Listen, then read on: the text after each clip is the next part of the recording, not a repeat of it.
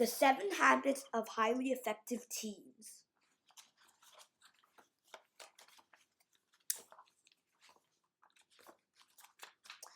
Habit 4. Think win-win. Life is an all-you-can-eat buffet. What do we live for if it is not to make life less difficult for each other? George Eliot, author. I attended a tough business school that utilized the infamous forced curve grading policy.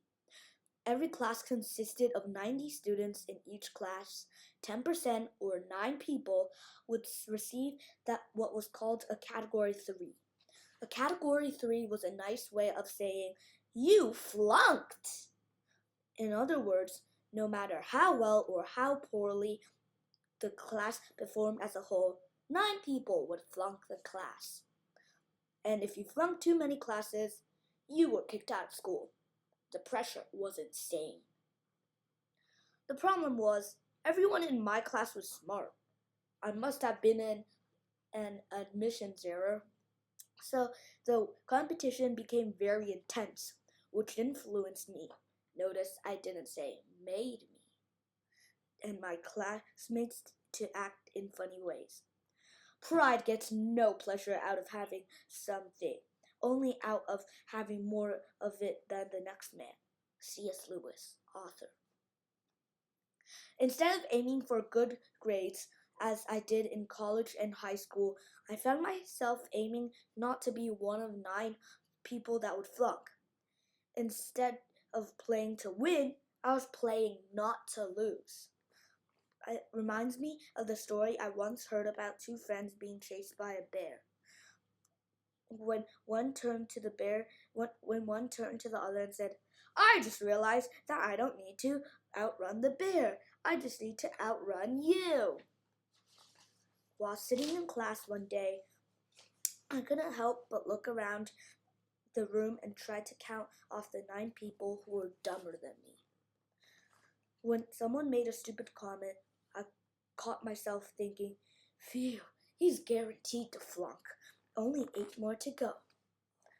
Sometimes I found myself not wanting to share the best ideas with others during study groups because I was afraid they'd steal them and get all the credit instead of me. All these feelings were eating me up inside and making me feel real small, as if my heart were the size of a grape. The problem was I was thinking win-lose, and win-lose thinking will always fill your heart with negative feelings. Luckily, there is a more excellent way. Think win-win, and it's habit 4. Think win-win is an attitude toward your life, a mental frame of mind that says, I can win, and so can you. It's not me or you, it's both of us. Think win-win is the foundation for getting along well with other people. It begins with the belief that we are all equal, that no one is inferior or superior to anyone. No one really needs to be. Now you might say, come on, Scene. It's a cutthroat, competitive world out there. Everyone can't always win. I disagree. That's not how life really is. Life really isn't about competition or getting ahead of others or scoring in the 95th percentile. It may be that way in business, sports, and school, but those are merely institutions that we've created. It's certainly not the way in relationships. And relationships, as we just learned just a chapter ago, are the stuff life's made of. Think how silly it is to say, who's winning in your relationship, you or your friend? So let's explore this strange idea called think win-win.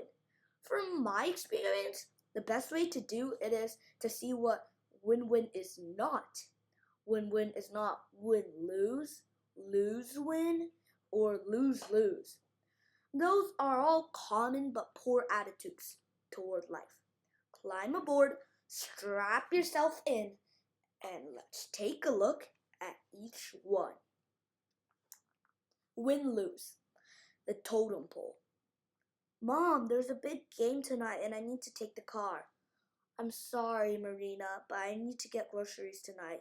Your friends can pick you up. But Mom, my friends always have to pick me up. It's embarrassing. Listen, you've been complaining about not having any snacks in the house for a week. This is the only time I have to get groceries. I'm sorry. You're not sorry. If you were sorry, you'd let me take the car. You're so unfair. You don't even care about me having friends. Look, fine. Go ahead. Take the car. But don't come whining to me when there's nothing to eat after school tomorrow. Marina won and Mom lost. This is called win-lose. But has Marina really won? Maybe she has this time. But how does Mom feel? And what's she going to do the next time she has a chance to get even with Marina? That's why in the long run it never pays to think win-lose. Win-lose is an attitude toward life that says the pie of success is only so big, and if you get a big piece, there's less for me. So I'm going to make sure I get my slice first, or that I get a bigger piece than you. Win-lose is competitive. I call it the totem pole syndrome. I don't care how good I am as long as I am a notch higher on the totem pole.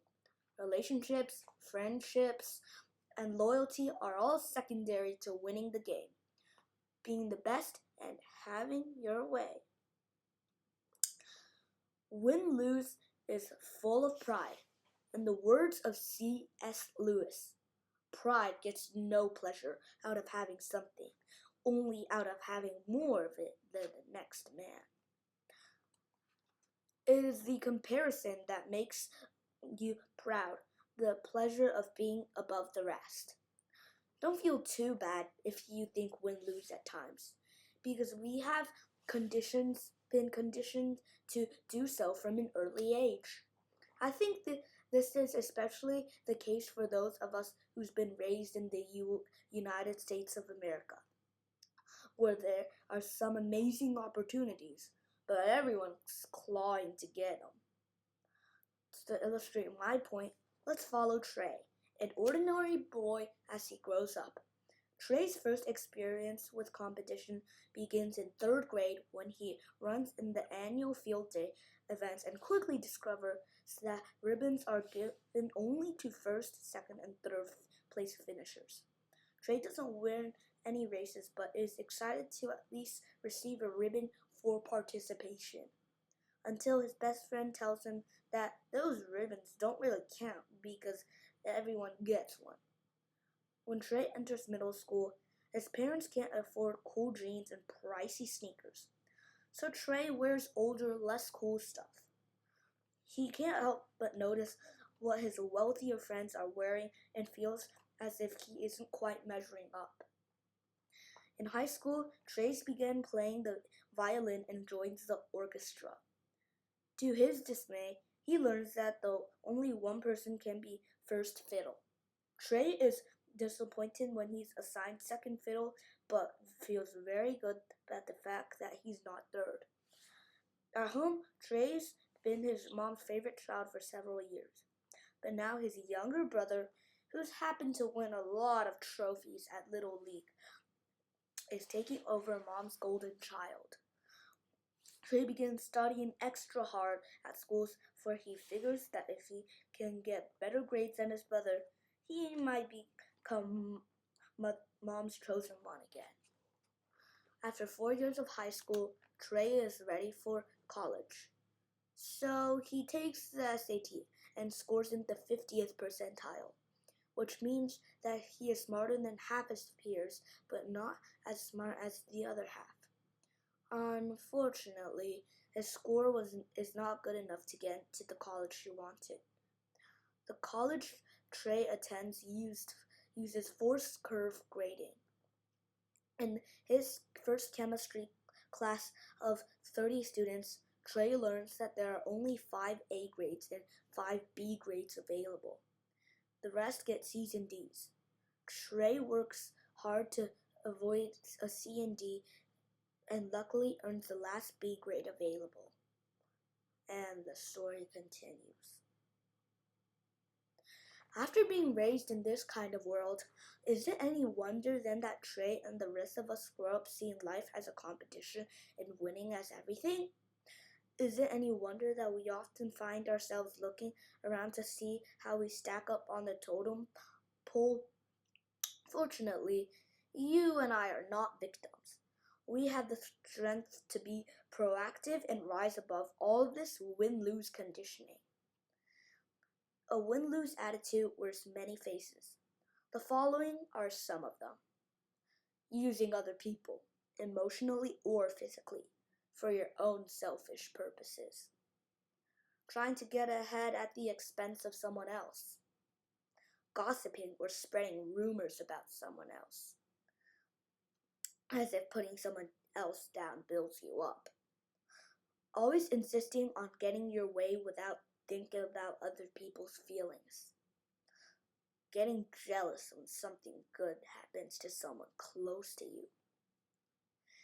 In the end, win-lose will usually backfire. You may end up on the top of the totem pole, but you'll be there alone and without friends. The trouble with the rat race, said actress Lily Tomlin, is that even if you win, you're still a rat.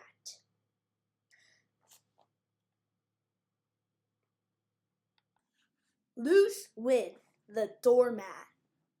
One teen wrote, I, for one, am a big peacemaker. I'd rather take the blame for just about anything than get into an argument. I constantly find myself saying that I'm dumb. Do you find yourself identifying with this statement?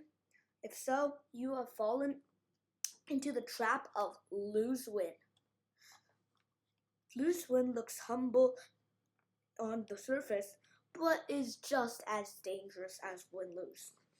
It's the doormat syndrome. Lose-win says, have your way with me, wipe your feet on me, everyone else does.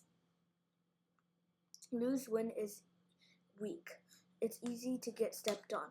It's easy to be the nice guy or girl. It's easy to give in, all in the name of peacemaker. It's easy to let your parents have their way with you than try to share your feelings with them. With a win-lose attitude, you'll find yourself setting low expectations and compromising your standards again and again. Giving in to your peer pressure is lose-win. But perhaps you don't want to ditch school, but the group wants you to, so you give in. What happened? Well, you lost and they won. That's called lose-win. If you adopt lose-win as your basic attitude toward life, then people will wipe their dirty feet on you, and that's a real bummer. You will also be hiding your true feelings deep inside, and that's not healthy. There is time to lose, of course. Win-lose is just fine if the issue isn't important to you. Like if you and your sister can't agree on which show to watch, or if your mom doesn't like the way you're holding the fork. Let others win with little issues, and there will be a deposit into their RBA. Just be sure you take a stand on important stuff. If you're trapped in an abusive relationship, you're deep into lose-win. Abuse is a never-ending cycle of hurt and reconciliation. Hurt and reconciliation. It never gets better. There's no win in it for you whatsoever, and you need to get out. Don't think that somehow the abuse is your fault or that somehow you deserve to be abused. That's how the doormat thinks. No one deserves to be abused ever. Please see abuse websites at the back of this book. As I said, at the back of this book, there can't find any websites, so we'll just keep reading. Lose, lose. The downward spiral. Lose, lose says, if I'm going down, then you're going down with me, sucker. After all, misery loves company. War is a great example of lose-lose. Think about it. Whoever kills the most people wins the war. That doesn't sound like anyone ends up winning at all. Revenge is also lose-lose. By getting revenge, you may think you're winning, but you're really only hurting yourself. Lose-lose is usually what happens when two win-lose people get together. If you want to win at all costs and the other person wants to win at all costs, you're both going to end up losing. Lose-lose can also occur when someone becomes obsessed with another person in a negative way. This is especially likely to happen with those closest to us, like with Olivia, a high school junior. My friend Maggie and I have been friends since 7th grade. The second we met, it was like, boom, this is my new BFF. Right away, she was funny and great and opinionated. Deep down, I also felt smart and funny. While on the surface, I came off as shy and a little self-conscious. Maggie could see the strength in me beneath the shy appearance, though. That's why I felt good around her. The thing is, the older we got, like when we started freshman year, it started to weigh on me that I was still quiet and self-conscious, while Maggie was still bright and well-liked. I started to feel like her sidekick, and I really resented her. I got jealous because she got a lot of attention for being the smartest in the class, and the guys were into her, and girls thought she was really cool. I tried to act like she did, and wanted everyone to treat me the way they treated her. I didn't know how to be myself. I'd get snappy at her whenever she told me something good going on in her life. Finally, one day I blew up at her over some little thing, but it turned into a huge fight, and she was like, "Why are you friends with me if you hate me?" I told her I didn't hurt her.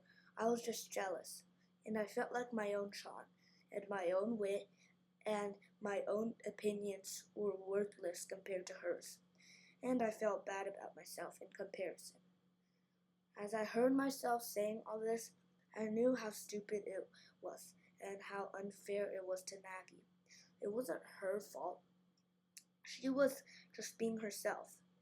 It was a rough patch in our friendship for a while, but she was able to forgive my jealousy, and I feel like I've totally gotten over the competition.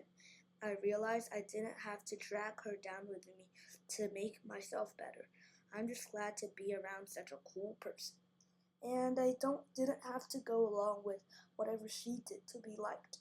I could accomplish that by just being myself.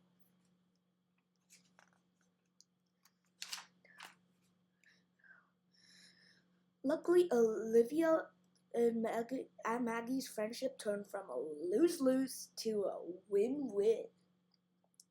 But it's not just friendship that can be at risk. If you're not careful, boyfriend-girlfriend relationships can sour into things go well at first. It's win-win. But gradually, they become emotionally glued and codependent. They begin to get possessive and jealous. They constantly need to be together, to touch, to feel secure, as if they own the other person. Eventually, this dependency brings out the worst in both of them. They begin to fight and get back at each other, resulting in a downward spiral of lose-lose. It's not fun for anyone. Win-win. The all-you-can-eat buffet. Win-win is a belief that everyone can win. It's both nice and tough all at once. I won't step on you, but I won't be your doormat either. Do you also care about yourself and you want to succeed as well? Win-win is abundant. It is the belief that there's plenty of success to go around. It's not either you or me. It's both of us. It's not a matter of who gets the biggest piece of pie. There's more than enough food for everyone. It's an all-you-can-eat buffet. My friend Dawn shared how she discovered the power of thinking win-win in 10th grade. In high school, I played on the girls' basketball team. I was pretty good for my age and tall enough to be a starter on the varsity team, even though I was just a sophomore. My friend Pam, another sophomore, also moved up to be a starter on the varsity squad. I had a sweet little shot and I could hit quite regularly from 10 feet out. Seriously, it worked every time. I began making 4 or 5 out of those shots a game and getting recognized for it. Pam obviously didn't like all the attention I was getting and decided, consciously or not, to keep the ball from me. Didn't matter how open I was for the shot, Pam flat out stopped passing the ball to me. One night, after playing a terrible game in which Pam kept the ball from me most of the game, I was mad as I had ever been. I spent many hours talking with my dad, going over everything and expressing my anger toward my friend turned enemy, Pam. After a long discussion, my dad told me that the best thing he could think of would be to give Pam the ball every time I got it. Every time. I thought it was literally the stupidest thing he had ever told me. He simply told me it would work and left me at the kitchen to think about it. But I didn't. I knew it wouldn't work and put it aside as silly fatherly advice. At the next game, I was determined to beat Pam at her own game.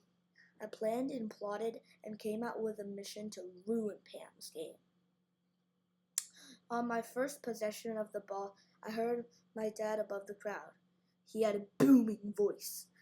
I thought I'd shut out everything around me while playing basketball.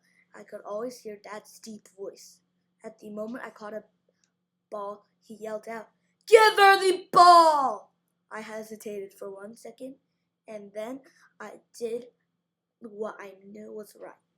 Although I was shocked, open for a shot, found Pam and passed her the ball. She was shocked for a moment, then turned and shot, sinking the ball for 2 points. As I ran down the court to play defense, I got a feeling I'd never had before. True joy for the success of another person. And even more, I realized that it put us ahead in the game. It felt good to be winning, and I continued to give her the ball every time I got it in the first half. Every time. In the second half, I did the same, only shooting if it was a designated play or if I was wide open for a shot. We won that game, and in the games that followed, Pam began to pass me the ball as much as I passed it to her. Our teamwork was getting way stronger, and so was our friendship. We won the majority of our games that year and became kind of legendary at school. The local paper even did a write-up on our ability to pass each other and sense each other's presence. Overall, I scored more points than I ever did before. You see, win-win creates more, an endless buffet. And as Dawn discovered, wanting another person to win fills you full of good feelings. By passing the ball, Dawn didn't score fewer points, but eventually scored more. In fact, they both scored more points and won more games than if they had selfishly kept the ball from each other. You probably do more win-win thinking than you give yourself credit for. The following are all examples of the win-win attitude. You recently get a promotion at the ice cream shop you work at. You share the praise and recognition with all of those who helped you get there. You're just elected to an important school office and makes up your mind not to develop a superiority complex. You treat everyone the same, including kids that are outsiders or sit alone in the cafeteria.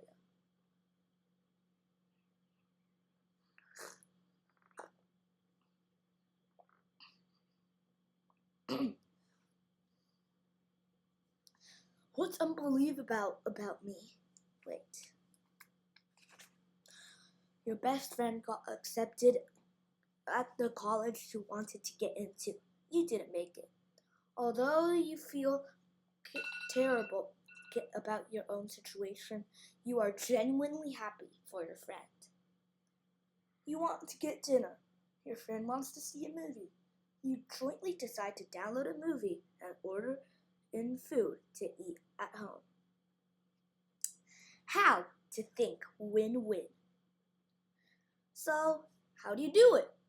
How can you be happy for your friend when he just got accepted to a college and you didn't?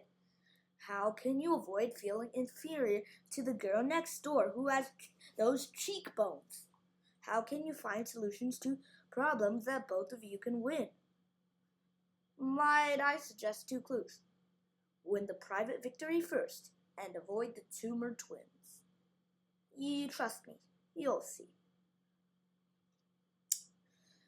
Win the private victory first. It all begins with you. If you're extremely insecure and haven't paid the price to win the private victory, it'll be difficult to think win-win. You'll still be threatened by other people. It will be hard to be happy for their success or to share recognition or praise. Insecure people get jealous very easily. The chat between Austin and his girlfriend is typical of an insecure person. Amy, who's the dude who keeps liking all your posts on Tumblr? Asked Austin. Who? You mean John? He's an old friend I went to camp with, says Amy.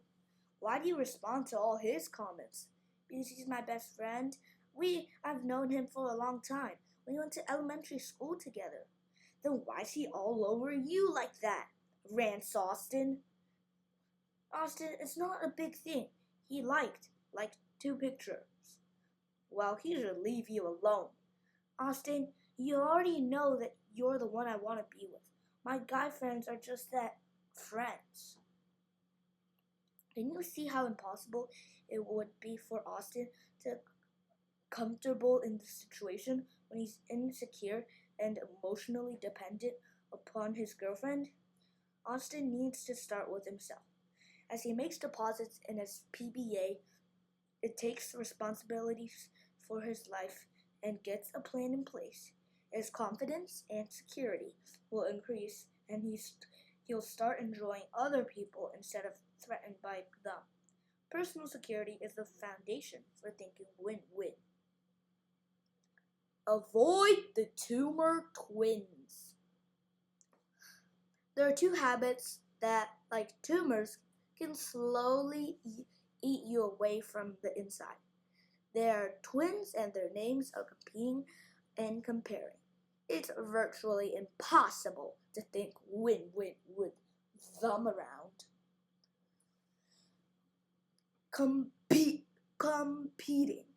Competition can be extremely healthy. It can drive us to improve, to reach and stretch. Without it, we would never know how far we could push ourselves. For example, the glory of the Olympic Games is all about excellence and competition, and it motivates young men and women to work hard and become amazing athletes. In the business world, competition drives innovation and growth. But there is another side to competition that isn't so nice. In the movie Star Wars, like Luke Skywalker learns that a positive energy shield called the Force, which gives life to all things. Later, Luke confronts the evil Darth Vader and learns about the dark side of the Force. As Darth puts it, you don't know the power of the dark side. So it is with competition. There is a sunny side and a dark side, which are both powerful. The difference is this: competition is healthy when you compete against yourself, or when it challenges you to reach and stress and become your best. Competition becomes dark when you tie your self-worth into winning, or when you use it as a way to place yourself above another. Once, while reading a book called The Inner Game of Tennis by W. Timothy Galloway, I found some words that say it perfectly. Tim wrote, when competition is used as means of creating a self-image relevant to others, the worst in a person comes out. Then the ordinary fears and frustrations become greatly exaggerated. It is as if some believe that only being the best, only by being a winner, will they be eligible for the love and respect they seek. Children who have been taught to measure themselves in this way often become adults driven by a compulsion to succeed, which overshadows all else. A famous college coach once said that the two worst traits an athlete can have are a fear of failure and an inordinate desire to win, or win at any cost attitude. I'll never forget an argument I had with my younger brother after his team beat mine in a game of beach volleyball. I can't believe you guys beat us, I said, shaking my head. What's unbelievable about that? He replied, you think you're a better athlete than me? I know I am. I mean, no offense, bro, but look at the evidence. I went way further than you in sports. But you're using your own narrow definition of what an athlete is. Frankly, I'm better an athlete because I can jump higher and run faster. Bull! You're not faster than me. What does jumping have to do with anything? I can kick your butt in every sport. Oh yeah? You want to go there? Yeah, I do actually. When we calmed down, we both felt like immature man children. We'd been seduced by the dark side, and the dark side never leaves you with a good aftertaste. Let's use competition as a benchmark to pressure against ourselves against, but let's stop competing over boyfriends, girlfriends, status, friends, popularity, attention, and just start enjoying life. Comparing is competition's twin, and it's just as cancerous. Comparing yourself to others is nothing but bad news. Why? Because we're all on a different development timetables, socially, mentally, and physically. Since we all bake differently, we shouldn't keep opening the oven door to see how well our cake is rising compared to our neighbors, or our own cake won't rise at all. Although some of us are like the poplar tree, which grows like a weed the moment it's planted, others are like the bamboo tree, which shows no growth for 4 years, but then grows 90 feet in year 5. I once heard it described this way: life is like a great obstacle course. Each person has their own course, separated from every other course by tall walls. Your course comes complete with customized obstacles designed specifically for your personal growth. So what good does it do to climb the wall to see how well your neighbor is doing, or to check out the obstacles in comparison to your own? That'll just distract you from your own obstacles. Building your life based on how you stack up compared to others is never good footing. if I get my security from the fact that my GPA is higher than yours or my friends are more popular than yours, then what happens when someone comes along with a higher GPA or more popular friends? Comparing ourselves make us feel like a wave of the sea tossed to and fro by the wind. We go up and down, feeling inferior one moment and superior in the next, confident one moment and intimidated the next. The only good comparison is comparing yourself against your own potential. Actress, singer, and songwriter Ariana Grande has taken Hollywood and the internet by storm. But even with her fame, she's managing to maintain a healthy attitude when it comes to her body image and comparisons. As she says, too many young girls have eating disorders due to low self-esteem and a distorted body image. I think it's so important for girls to love themselves and to treat their bodies respectfully.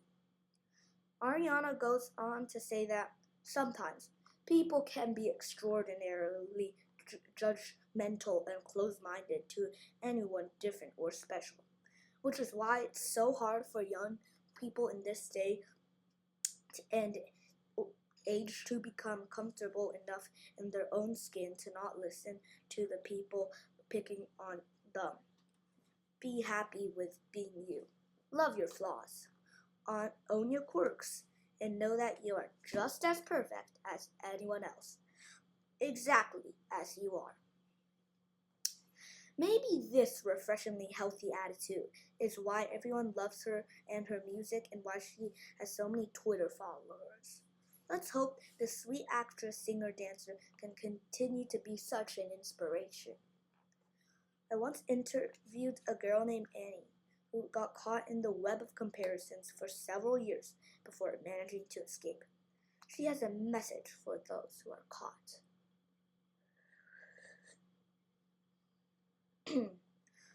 My problem started in freshman when I entered Clayton Valley High School.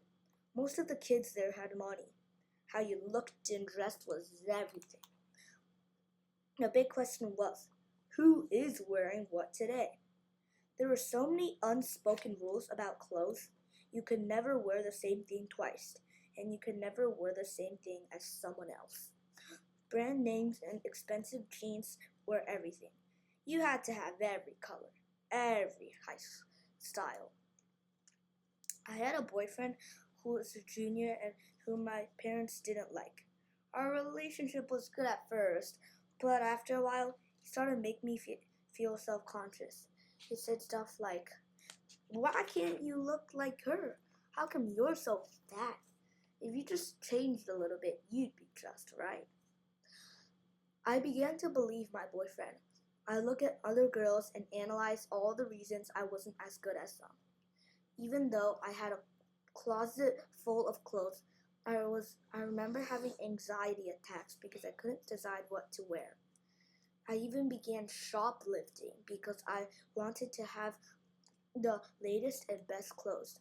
After a while, who I was hinged on who I was with, what I looked like, and what kind of clothes I had on. I never felt good enough for anyone. To cope, I started binging and purging. Eating gave me comfort, and purging gave me some twisted kind of control. Although I wasn't fat, I was so scared of being fat. It soon became a big part of my life. I started throwing up 30 to 40 times a day. Do it at school, in the bathroom, and anywhere else I could find. It was my secret. I couldn't tell my parents because I didn't want to let them down. I remember being asked by the popular group one time to go to a football game. They were 16, 1 year older than me. I was so excited. My mom and I worked to find me the perfect outfit. I waited by the window for hours, but they never came to pick me up. I felt worthless. I thought I wasn't picked up because I wasn't cool enough and I didn't have the right look. Admitting that finally it all came to an head. While I was on stage performing in a play, I suddenly became totally disoriented and passed out. Waking up in the dressing room, found my mom at my side. I need help, I whispered, admitting that I had a problem was the first step to my recovery, which took several years. Looking back now, I can't believe that I got into that state of mind. I had everything I needed to be happy, but I was still so miserable. I was a cute, talented, healthy girl who got caught up in a world of comparisons and was made to feel not good enough. I want to shout out to all of us young people. Don't ever do this to yourself. It's not worth it. A key to my recovery was meeting some really special friends who made me feel that I mattered because of who I was and not what I wore. They told me, "You don't need this. You're better than that." I began to change for myself, not because someone else told me that I had to change to be the worthy of their love.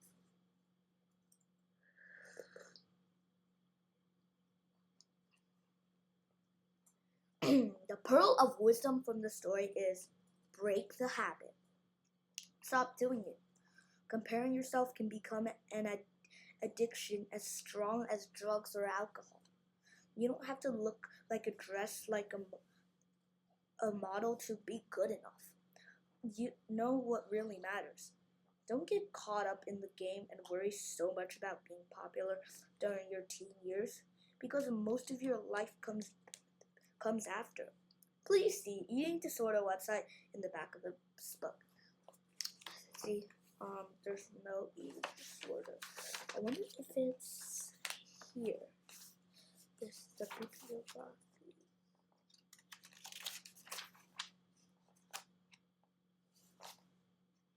Yeah, it's not here. The fruits of the win-win spirit. I've learned to never underestimate what can happen when someone thinks win-win. This was Andy's experience. At first, I could see no point in win-win, but I started applying it in my after-school jobs, and I was just blown away. I have used it now for 2 years. It's honestly scary how powerful this habit is. I wish I had known about it much sooner in my life. It taught me to exercise my leadership ability and to approach my job with an attitude of, let's make this job more fun. Let's make it a win for both me and my employer. I now sit down with my manager monthly and tell her all the little things I can see in the company that aren't getting done, that I am willing to do. The last time we met, she said to me, "I have always wondered how we could get all these little loose ends done. I am so impressed with how you look for opportunities and are so willing to perform." And then she gave me $1 an hour raise. Believe me, this win-win stuff's contagious. If you are big-hearted, committed to helping others succeed, and are willing to share recognition, you'll be a magnet for friends. Think about it. Don't you just love people who are interested in your success and want you to win? It makes you want to help them in return, doesn't it? The win-win spirit can be applied to just about any situation, from working out major conflicts with their parents to deciding who walks the dog, as mentioned below. My parents only let my sister and me use the family tablet for an hour each day. At first, we'd fight over who got to have first dibs, because we both wanted to use it. Sometimes we're looking up something for homework, or sometimes just to go on Twitter or watch a show. We decided to try something new. We'd alternate who got to go first each day, and then sometimes we'd even tweet or watch a show together, which actually made it more fun. Sometimes, no matter how hard you try, you won't be able to find a win-win solution. Or someone else may be so bent on win-lose that you don't even want to approach him or her. That happens. In these situations, don't get ugly yourself. Win-lose, or get stepped on. Lose win. Instead, go for win-win or no deal. In other words, if you can't find a solution that works for both of you, decide not to play. No deal. For example, if you and your friend can't decide what to do one night, instead of doing an activity that one of you might resent, split up that night and get together another night. Or if you and your girlfriend or boyfriend just can't develop a win-win relationship, it might be best to go for no deal and part ways. It sure beats going for win-lose, lose-win, or worst of all, lose-lose. A 15-year-old named Brian who was taught win-win by his father shared this interesting story. Last year, my friend Steve and I wanted to make some money during summer break, so we started a window washing and lawn care business. We thought Green and Clean was kind of a cool name for our business. Steve's parents had a friend who needed his windows washed, and before too long, the word spread and we got a few jobs. We used a program on my dad's computer to make a little sheet we called a win-win agreement. When we get to the house, we go around and get the window measurements and write down an estimate. We make it totally clear that they are going to get clean windows for a set price. There is a line for them to sign on. If we don't do well, we know we won't get hired back. After we're done, we'll walk them around and show them our work for their approval. We want them to know we're accountable. We have a little Green and Clean fund. Once we started making money, we split the money and then put some aside to buy window washing equipment. As long as our customers are happy and they get clean windows, they are winning. Because we win. Because at 15, it's a way for us to get some extra money. Watch how it makes you feel. Developing a win-win attitude is not easy, but you can do it now. If you're thinking win-win only 10% of the time right now, start thinking it 20% of the time, then 30, and so on. Eventually, it will become a mental habit. You won't even have to think about it. It will become part of who you are. Perhaps the most surprising benefit of thinking win-win is the good feelings it brings on.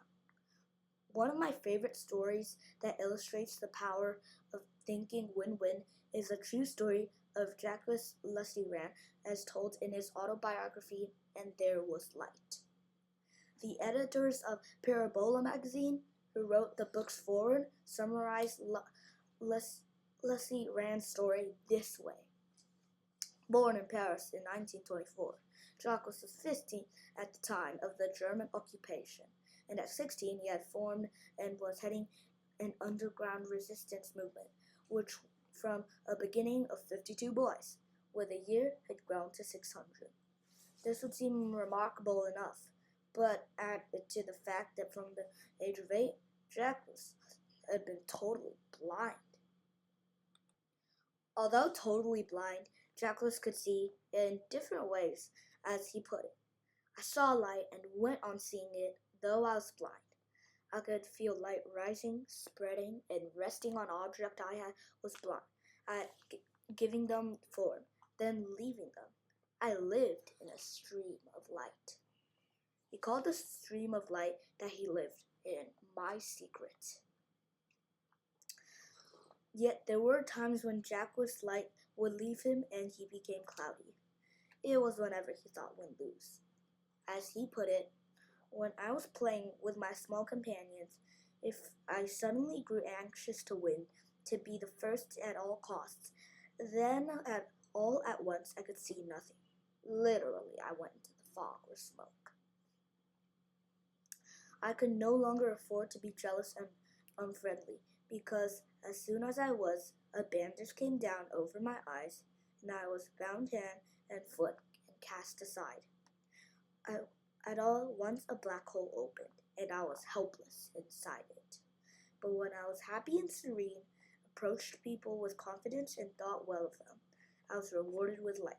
So is it surprising that I learned to love friendship and harmony when I was very young? The true test of whether or not you're thinking win-win or what are the alternatives is how you feel.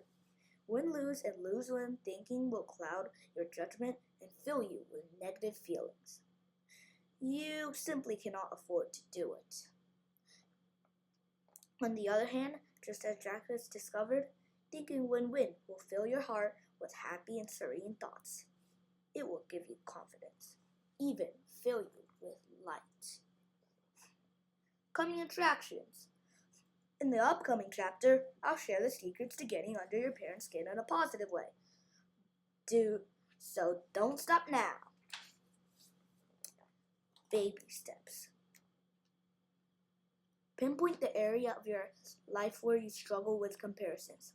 Clothes, physical features, friends, attention from boys, girls, talents, etc. Where I'm struggling most was my comparisons. 2. If you play sports or competitive games, show sportsmanship. Compliment someone from the opposing team after the match or game. 3. If someone owes you money, don't be afraid to mention it in a friendly way. Hey, remember that $10 I loaned you last week? I could use it sometime this week. Think win-win, not win-lose. 4. Without caring whether you win or lose, play a game with others just for the fun of it. 5. Do you have an important test coming up soon? Form a study group and share your best ideas with each other. You'll all do better. 6. The next time someone close to you succeeds, be genuinely happy for them instead of feeling kind of jealous it didn't happen to you. 7. Think about your general attitude towards life. Is it based on win-lose, lose-win, lose-lose, or win-win? How is that attitude affecting you? Think of a person who you feel is a model of win-win. What is it about this person you admire? Person.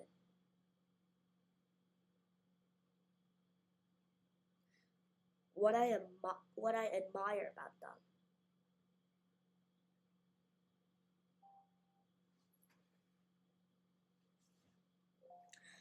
9. Are you in a lose-win relationship with a member of the opposite sex? If you are, then decide what must happen to make a win-win for you. Otherwise, go no deal and get out of that toxic relationship.